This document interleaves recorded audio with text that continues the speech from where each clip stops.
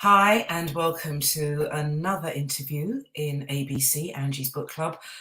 I'm really excited about talking to this gentleman, and it's not that I'm not excited about talking to any of my other authors, but there is something very special about this gentleman. He is from the States, but has been dubbed as one of the most powerful business people in Britain by the Times newspaper. He's got a book out called We Don't Need Permission.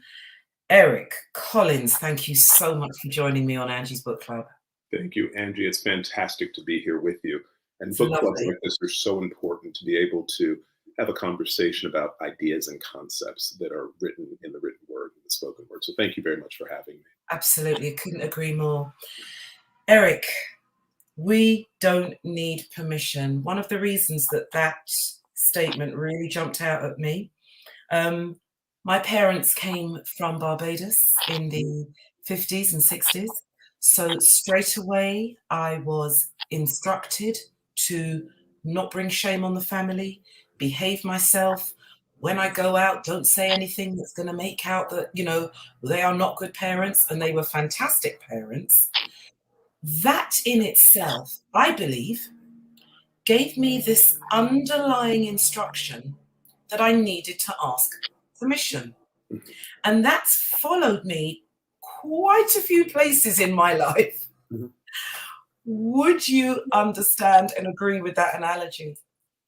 I absolutely would agree. And growing up in families, I believe, like ours, who are somewhat pioneering, what we found is that this idea, it's not just not bringing shame, but not letting people see you at your worst, because your worst is the thing which is going to be the judgment. And that judgment is going to be the limitation on your possibilities. So what your parents and my parents were doing was trying to give us a strategy to conduct ourselves in the world. I think, do you know Wanda Sykes, the American comedian? Oh, hello. She's amazing. Amazing woman. Do you remember she did a whole comedy sketch about white people are watching you, because she wasn't allowed to dance in public, she wasn't allowed to sing in public because white people would be watching you. That kind of judgment that would be coming from them, and therefore that we wanted their approval. We needed permission for them to allow us to be part of their game, and that was part of that strategy. And when I think about Wanda Sykes, I think about you, I think about me. I think those are some of the lessons that we've learned, but there's lessons that we're going to have to unlearn in order Yes, to do what we yeah. really need to do. So how do we unlearn asking permission? How do we get through the permission barrier, which is what I call it? It's a good question, Angie. I think the first step is to recognize that that's what we've been doing. When Yeah. we want to get into their club and we want to wait for that club to be, for us to be good enough to gain admission to that club, when we want to get the promotion that could be withheld by a boss who has all sorts of underlying issues, we work so hard to get to that promotion. When we say what we're going to do is we're going to always work for others, and whether it be at the Bank of England or whether it be at KPMG or whether it be at whatever organization it is working for those for other people, that is asking for permission. And asking for permission is not a bad thing. It's just asking for permission is a stance in life. It is waiting for someone else to allow you to do something which, quite frankly, is unnecessary. And within the book, this is what I'm talking about. I'm talking about people like Jeff Bezos, people like Bill Gates. They didn't ask for permission to start these companies, and continuing not to ask for permission. But we as people feel as though there is a reason why we must have conferred acceptance by a third party. And that third party, if you're a woman, there's misogyny among that third party because they're generally white men. If you're a black person, there is racism because generally we're talking again about white men and white women who are the determinants of whether or not we can progress. And that is a limitation, and a very self-imposed limitation, that means that we're going to have to wait. And that's Yeah. I was just about to make a note here, but you've just given it to me. When you're asking permission, it can be very frustrating if the person you are asking permission from actually doesn't have the knowledge that you have, the Mhm. passion, the skills, but they're in a position to actually sway your outcome, even though Mhm. they're not aware, or like I say, have the passion or the knowledge of the skills of what you can do naturally. Mhm. So the asking permission, in a way, closes doors. Oh, absolutely. Angie, you've hit the nail on the head. If you think about you're in the arts, you have been a person who has been in the media for a while. Yeah. And you know that there and fantastic and looking great. But you know that there is a way that there are gatekeepers and commissioners. You start off with an idea, you come to the gatekeeper or commissioner, the commissioner says, we kind of like it, but you need to change these types of things. And all of a sudden, we've gone from what could be this fantastic, novel, groundbreaking, disruptive approach to storytelling and narrative, to reporting and to engaging. And we end up with something that is suitable for an audience that currently exists, who, and again, that audience is one that has all of the same isms and problems that exist elsewhere. But we are now creating our content, something that Yeah. you want to do, something about which you're passionate. You've now compromised in many different ways. And many people don't think about this as a compromise. They think about that's how the game's played. Well, let's be clear that every time you have to go to a commissioner and say, would you please take my It's approach? over. It's over. It's over. Mhm. It's over. And that leads me really quite nicely on to my next question. Social media has definitely opened up and knocked down a lot of doors for content creators, business people. Mhm. It really has given a platform where businesses can be built. Now, Yes. I'm just going to take Instagram as one example. Um, Instagram, without a shadow of a doubt, has opened up the Black beauty industry. Correct. When it comes to hair, when it comes to nails, when it comes to makeup, Instagram has just launched some amazing businesses. However, we can't just limit Black business to the beauty industry. It's an important part of business because presentation is important. Mhm. But Africa doesn't just survive on hair, nails, and makeup. Mhm. States in America and South America and even Europe.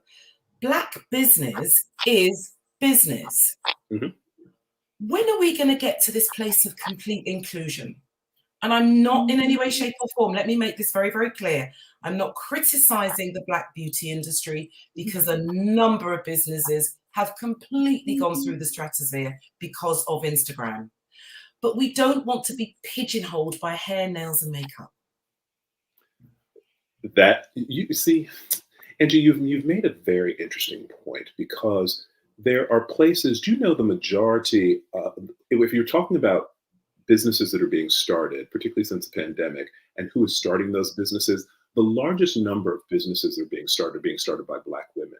When we think about what Black women are doing as businesses and where permission is allowed for Black women to actually participate, are they allowed to come up with space rockets that go to the moon and that people will invest in that and say, wow, if we're going to get to Mars, if we're going to get to Jupiter, if we're going to get to the outer parts of the galaxy, there's a Black woman who's going to do that. People generally, including I think some Black women, are saying, well, that doesn't seem to be the place where I would say that there's a particular amount of expertise in the Black female community, and that is going to then lead us to Mars or going to lead us to the edge of the galaxy.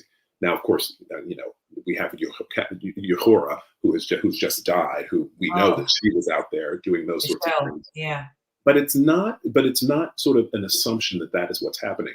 Hair, nails, and makeup is something that is seen as very classic for Yeah. Black women. That is an expectation that there will be excellence there, just like in music, just Yeah. like in fashion, all of those things.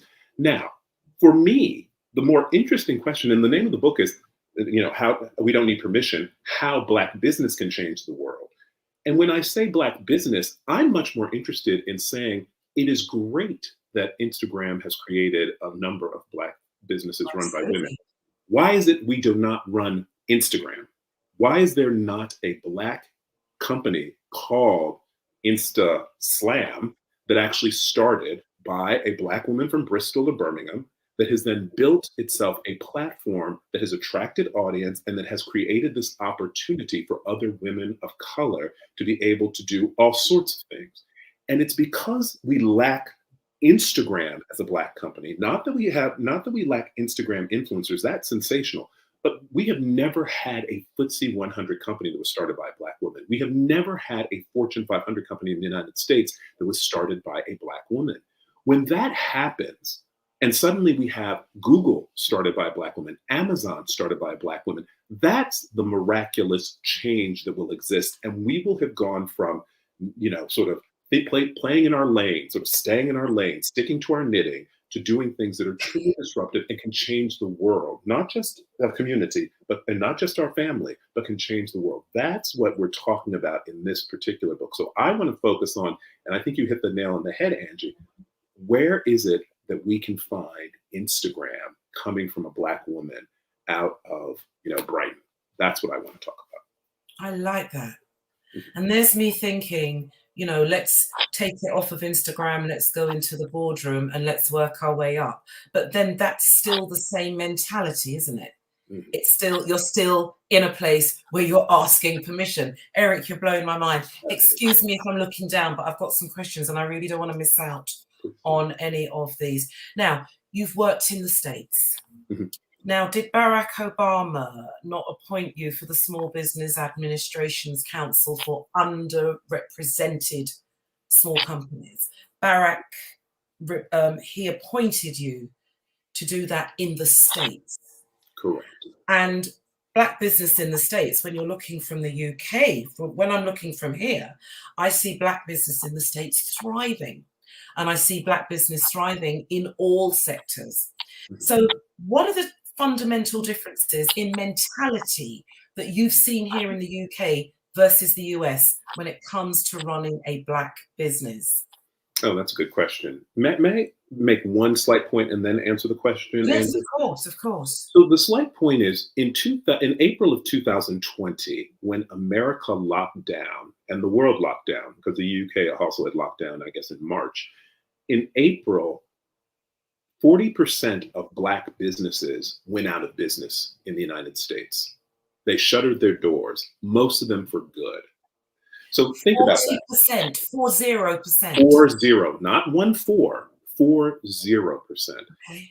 And if you think about that, Angie, that tells you sort of what is the state of Black business. If we look at the UK, for instance, in the UK, the average Black business, there are very few Black businesses that have turnover of £1 million, which is, that's almost table stakes for a pretty good run organization, a pretty well-run organization. The number of those that are run by, say, Black women is even smaller. So the percentages are relatively tiny. The question for me, Angie, is, the differences, I think, are minuscule between the United States and the UK, other than the United States has more Black people. Yes. And so the market is bigger, and you can actually rely upon millions of Black people to start a business and grow it. You have BET, for instance, which was a publicly traded company and created one of the first Black billionaires, John Johnson and his wife, Sheila Johnson. Bob Johnson, I'm sorry, and his wife, Sheila Johnson, they became billionaires based on that company floating. You have another company called Radio One that was floated by Kathy Hughes. That became, and the Black one woman, of my idols, one of my absolute idols. Yeah, she's fantastic, and she's someone who started the Quiet Storm as a format in the United States and spread that around. In my opinion, the thing that differs is sort of the magnitude and then the history, because in the United States, large numbers of Black people have been there since the 1600s, and there have been states that have actually had almost majority populations that were Black. And because of segregation, legally written segregation and culturally reinforced segregation, where Black people had to make a decision that if they were going to prosper, how are they going to prosper within their own community? Because whites were, saying, we're not going to do this. We're not going to sell you. You can't get on our bus. You can't live in our neighborhood. Your kids can't go to school with our kids. You can't buy out of our shops. You can't. You can't. Right. And so you have all that non-permission. Black people had to come up with a way to do that. So then you get Black insurance companies. You get Black colleges, you get Black banks, you get a lot of Black newspapers like The Voice here in the UK, but you have all of those things which are part of the commercial world and creating this underpinning upon which the Black community can build. Here in the UK, we don't have that sort of extended history. We have great examples of people who've been entrepreneurs since the 1700s, Yeah. 1600s. But what we have not seen is we haven't seen a concerted effort and approach to make sure that all that's brought together into an ecosystem that helps to then generate the outcome of being, we want to build businesses for ourselves. We want to build educational institutions that teach our children in the way we wish to teach them. We want to do all sorts of things. Without that, it creates a dynamic which is almost written into our day-to-day practice and our cultural activities. We need white people. We need Yeah. white people to let us into Eton. We need white people to let us into Cambridge and Oxford. We need white people to let us then into the law firm. We need white people to let us work at Salford. And all of a sudden, it becomes all of these things. And we would say that therefore is our only strategy. Our only strategy is to deal with getting permission from other people. And let me say, I believe in getting permission from other people as allies, but it's a difference between an ally and being your overlord. Those are Yes. two very different things. And giving up your power to an overlord is one thing. Working with your ally is a very different thing. It's really interesting that you mentioned black banks, black colleges. We have a grime rapper artist here, Stormzy, who I'm sure you know. He's put a lot of finance into black students getting into, it's either Oxford or Cambridge, but it's a very high end. And I'm so proud of how he's stepping out and using his business sense and using his finance to fund future black business owners. But in complete contrast, I don't know if you saw on social media yesterday, Angelina Jolie's daughter is going to Spelman. Mm-hmm.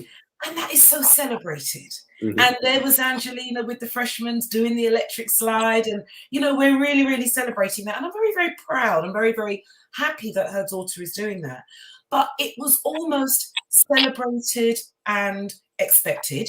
Whereas with Stormzy, who is putting his finance behind black students getting into Oxford and Cambridge, it's like, well done.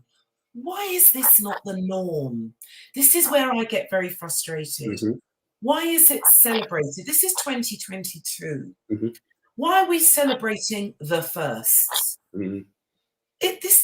How do we break this now, Eric?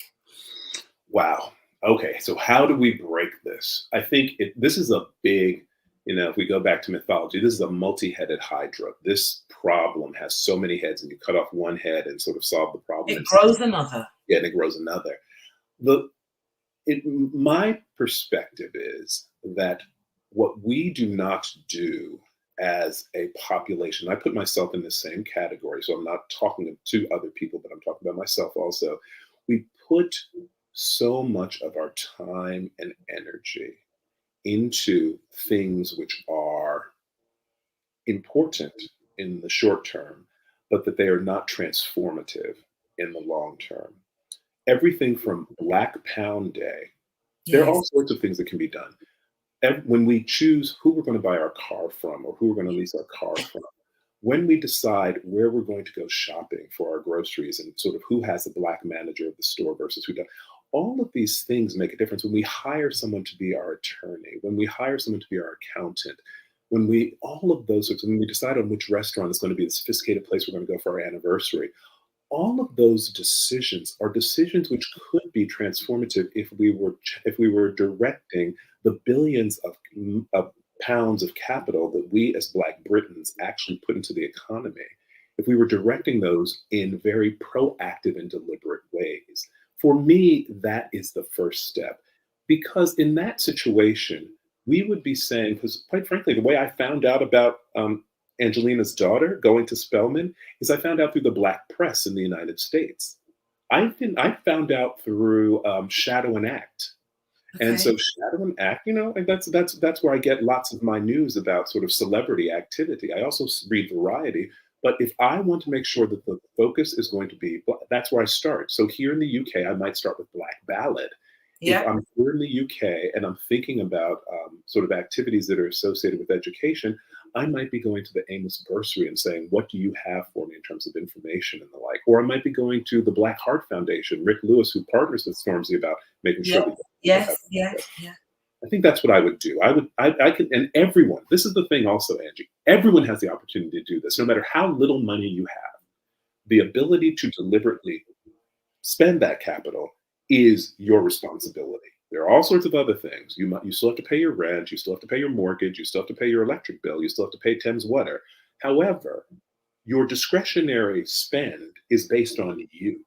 And you can make a decision. You don't need permission from anyone else to say where I'm going to put my money, places where I am respected, thought of, and my pounds and pence are actually creating a multiplier. Because when I spend it here, I know at that black bookstore or whatever, I know that that person is also hiring people, and those people There are you going go. to be spending money within that community, whether it be at the chicken shop at the corner, or whether it's going to be at the beautician or barber.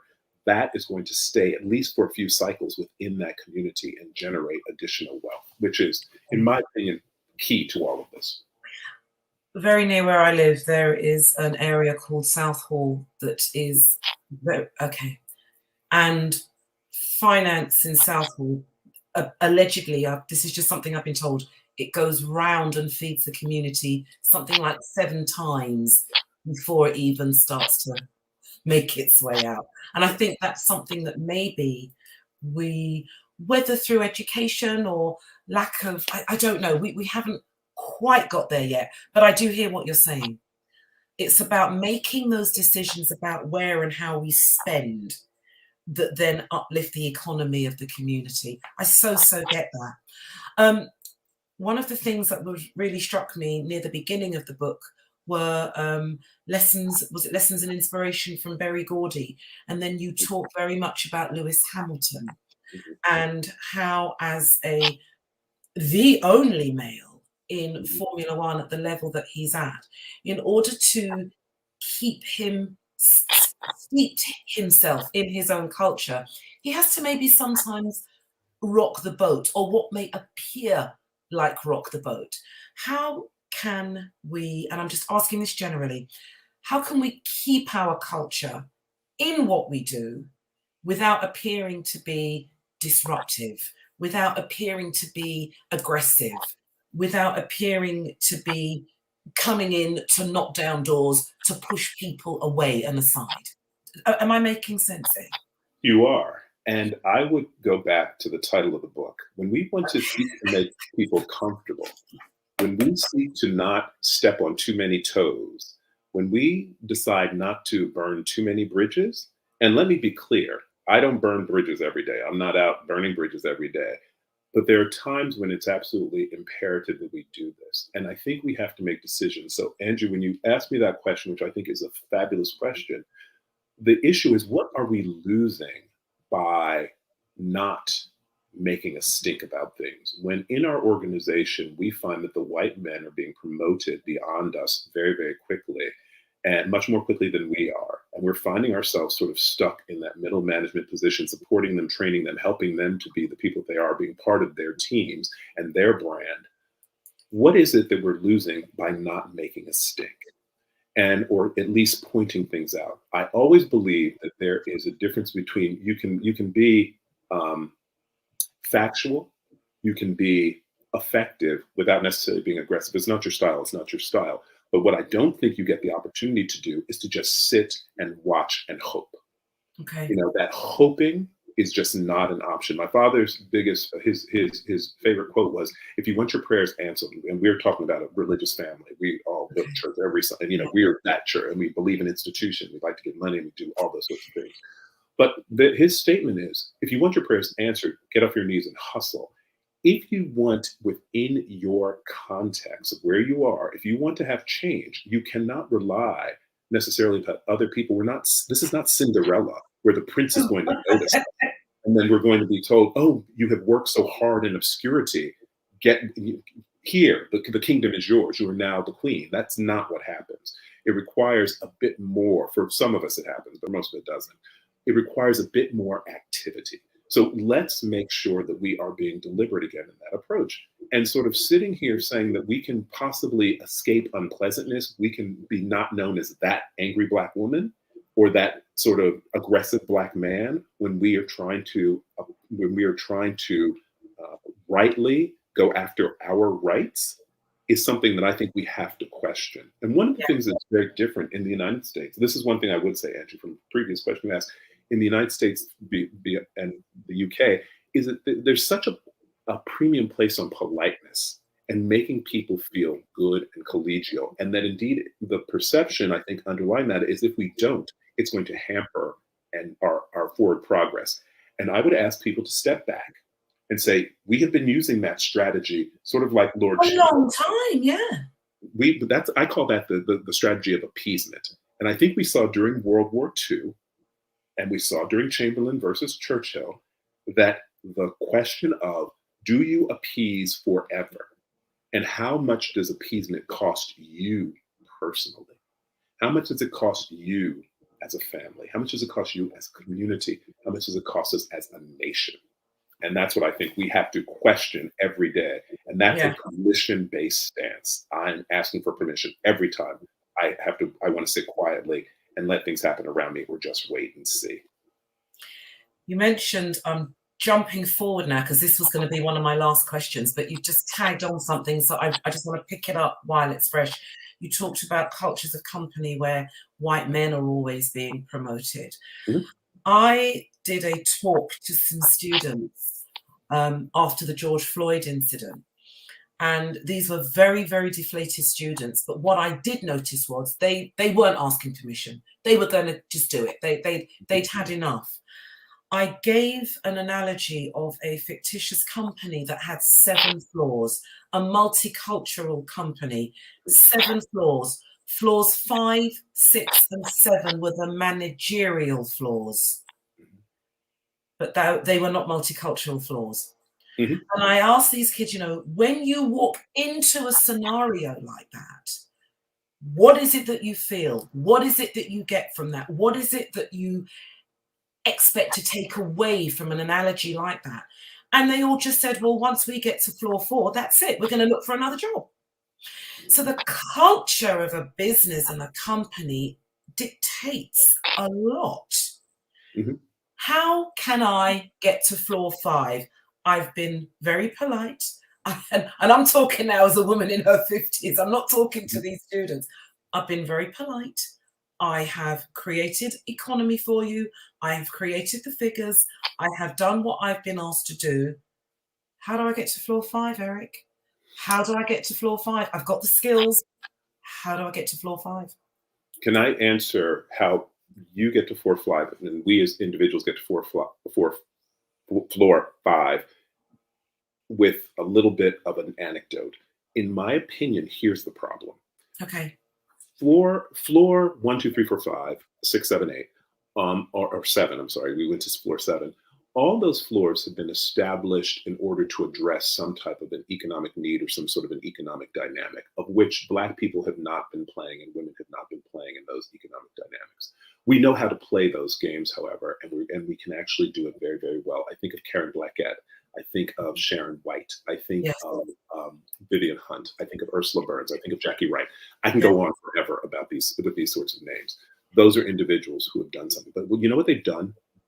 They have actually been in positions of actually having resources that they control for companies. And they can then direct where those resources go.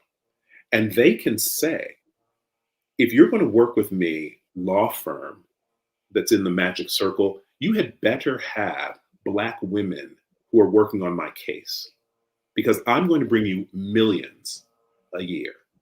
The way that you judge sort of who's going to get to the top 2 floors is based on who can bring in capital. I'm going to put my money behind associates and junior partners who are women and Black people who can actually address all the commercial needs because they have all the training, they have all the experience. That's what I'm going to do. I'm going to direct not only my personal resources, which we talked about earlier in terms of being deliberate about those, but my Yeah. organizational resources. Now, here's the problem. Within the organizations that then can make those sorts of decisions, we aren't in those positions. We're not in point. We're not at the top of those organizations. Again, I'm saying the organization Amazon has not been around for the duration of your life or my life. The organization Microsoft hasn't been around. Apple hasn't been around. Instagram hasn't been around. those are powerful organizations within a generation or a few generations have been able to actually change the center of gravity, meaning that those are individuals who can make demands on organizations as big as government and say, government, I'm glad that you are, sort of doing whatever you're doing. I'm the one who's going to make a determination as to whether or not I'm going to have a gig economy and have all those Uber drivers who are employed by me or not employed by me. You can come Okay. and sue me, but we're going to have a conversation about that. There's not one Black woman in the world who can have that conversation. And think about all the white guys who have that conversation with governments every day. Amazon, Tesla, Yeah. just name one. They Yeah. are constantly going before various governmental bodies. They're being solicited to come in. People are always after them for something. They then also do the same thing. They can say, here's my investment banker, the person who is going to help me to sell my company or buy a company. Here's my lawyer. Here's my accountant. And if, in my opinion, if we had companies like that were started by Black women would say, I want to see Black women across the table from me. Absolutely. And that is how we're going to get to the sixth and seventh floor, because we are going to not only do it as individuals, and great, please, you are extraordinary. Everyone out here there who's listening to this book club should understand they're extraordinary. And the issue is a systemic issue. You can try different strategies, and I encourage you to try different strategies. So you get some data. One strategy I would try is get some data. Take that data and say, this is exactly what's happened. I compare it to this person. Why is it that I have not been able to move at the same sort of rate? If indeed it's not possible for me to move at that rate, you should let me know, and I should go to a place where that is actually appreciated. This is the capital that I bring in. This is what I do for this organization. If I need to go elsewhere, I'll go elsewhere. That is what, and so you give people not a threat, but you just give them a choice. Either Yes. I get treated fairly, because most people want to say, I'm treating people fairly. Most people don't want to be known as that person who doesn't treat people fairly. Or, I'm going to be a person who does the following. And so I would say that is a way for you on an individual basis. I do not feel as though that is a scalable approach, though. I think the scalable approach is build some big businesses that make demands of lots of countries, lots of governments, lots of other companies, lots of service providers simultaneously, and you will change the world for everybody. So we need some big businesses. You've just led me on to something else, because there were some terms in the book that made me feel, well, I'm not even at the start line. So the finish line doesn't even look, I can't even see it. Those terms were diversity still matters. As I said, we're in 2022. These are statements, I don't want to hear them anymore. Misrepresentation. Don't want to hear these things anymore, but you've just hit the nail on the head for me. You have a choice. Bring in some big business. Yeah. I like that. Now, when someone makes it through in their field, and this is something that I'm really quite passionate about, because I'm just going to use myself as a radio presenter. I started in HR, became an assistant producer, then a producer, then a presenter. And for me, it was something I wanted to do. I saw the line. I saw where I wanted to be. Nobody was going to stop me. So I chose to do this. But sometimes when you come through and you are the only female, or you are the only Black or brown person, it can be a very lonely place. Mm-hmm. And it can be very difficult to be heard. Mm-hmm. What are the tools that you would give someone on an emotional and a professional level to arm themselves with? So let's say that I do get to floor 5. Mm-hmm. I'm the only Black woman on floor 5. That can be lonely, Eric. Mm-hmm. That can be very, very lonely. And as much as I wouldn't want to ask permission, I think that's where probably my permission asking would just go into overdrive, because I'm on my own. What are some of the tools that you would suggest that one arms themselves with professionally and emotionally? So I don't have all the answers, but I think that I want your answer. I have a network of people who I think have a great set of answers for these particular questions. 2 people in particular who work with me directly in my venture capital firm. One is named Ursula Burns. Ursula Burns is a unicorn among unicorns. She's the first Black woman to run a Fortune 500 company in the United States. And this was back in the early 2000s. She ran Xerox Corporation as the CEO and chair of the board. Ursula Burns, there were no sort of preceding examples of this having ever happened. anywhere in the country. There's never been that at the FTSE 100. She did not let that stop her from saying that there is a way that I can actually move into those places. She's written a book called Where You Are Is Not Who You Are. It's based on what her mother used to say to her. The zip code that you started life in is not necessarily the determiner of your outcomes. Yeah. So in my opinion, first of all, there's a mindset. Ursula would say in her book, you need to spend some time using your voice. That your voice is powerful. The reason that you got to the position that you are is because your voice is powerful and it's different. That is not to become muted. It is not to become, sanitized. It's not to become vanilla. It is to remain a deep, rich, chocolatey chocolate. And that is the thing which people and I would say that many people try this as a strategy, and I just don't think it works. For some people it works, but I just don't think it works consistently. The idea is that I'm the only thing different about me is the color of my skin. Otherwise, I'm just like you all. I like the same things. I do the same things. I am involved in the same things. The world is changing. We're demographically, and decision makers are changing at a rapid pace. The idea that the old way that things were done is going to be the way that you're going to be able to be effective in the world. Notice none of the companies that we've talked about in this conversation, from Instagram straight through to Xerox, are British companies that were started by white Brits. The things that are transforming the world are being done in different parts of the world. I need that to happen here in the UK. And that comes from people taking their distinctions, their differences, their uniqueness, and bringing it to the solution of problems. Here also, I think we're in a special position because most of us have some sort of a bicultural relationship to the world. We are here in Europe. We're here in the UK. We understand intimately how that system works. We have a connection to some other economic base someplace else. Maybe it's Uganda, maybe it's Nigeria, maybe it is Algeria, wherever it is. And we are generally able to understand all of that and bring all of that to a conversation and to a solution, a fact-based solution. Whereas many people aren't able to do that. Their only experience has been Eton, then Oxford, and then straight into the world of entitlement. Whereas the questions that we're answering are questions that those experiences don't necessarily get to the base of. And so in my opinion, it is that uniqueness which then needs to be amplified. And you cannot, in my opinion, Angie, and other people like us, cannot sit silent and believe that what we should do once we get to the fifth floor is something different than we did at the other floors, and that somehow we got there because of the grace of other people. It was our own competence and effectiveness.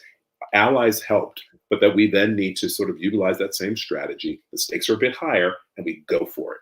And I think we continue to demand on an individual and then as a group level. And that's the other thing I would say. One last thing, Angie, I'm sorry, I preach in this way. No, talk. Too many of us, I believe, spend our time wanting to be the only one. And so in my opinion, that's a challenge. That people, I'm the Black person I'm the good Black person. And we would call this in the American South, there's the plantation and those who are in the big house and those who are in the field. And the people in the big house think that they're distinct and different, and they want to make sure that they're the only ones. And the people in the field, we're collective. I'm in the field. And so I believe that we need to say, when we get to the fifth floor, I need more people on the fifth floor, and I cannot just focus on myself. Thank you. It will propel me. It will be the thing that will propel me. A bigger engine, a bigger rocket ship will propel me higher. And so bringing more people in who are like me, who are also always competent, always effective, will get us higher in the organization. Eric, I wish we'd started on being the only one, because when I got to Magic, I was not only the only Black person, I was the only female. It was lonely, Eric. This is a whole other interview. Being the only one isn't always the best analogy. It's not. It's never. But we'll go there another time. Eric, there's so much more I wanted to talk to you about. You've got your show on Channel 4. We'll definitely put some links in so that people can go and see the work that you do on Channel 4. One of the questions I really, really have wanted to ask you is, why the UK? How long do you expect to be here? And is the UK now your home? And I would say, why not the UK? The UK is the gateway to so much in the world. And I came here to run a company with some founders of that company back in 2014, I found extraordinary people here. I found extraordinary opportunity. We sold that company to Microsoft, and then we went to another company. I And then love we it. went to another company that was a health tech company. We sold that company to Medtronic. And I began to see in that sort of environment so many other fantastic people. I actually became a British citizen back in 2020. So I'm now a British citizen. Okay. My family, we like the UK and have found the UK to be, in the parts of the UK we know, we don't know all of the UK, but the Yeah. parts of the UK that we know, we have found to be the sort of environment that has the right tension, the tension between, we got a lot of work to do, yet there's a lot of energy to get it done. And that tension is a good tension. And I feel it here in the UK. And we're leveraging that at, Impact X. And you know what? We're really not asking for permission, whether or not people want us to do it, whether or not people are happy with us doing it. It's not their You're judgment. just doing it. We're just doing it. Eric, it's been amazing. I truly have enjoyed talking to you. I think we need to do a part 2. It's time to stop waiting for someone else to give permission and to start boldly making changes in the world you want to see. We don't need permission. Eric Collins. Thank you. Thank you very much. Thank you, Angie. It's been fantastic.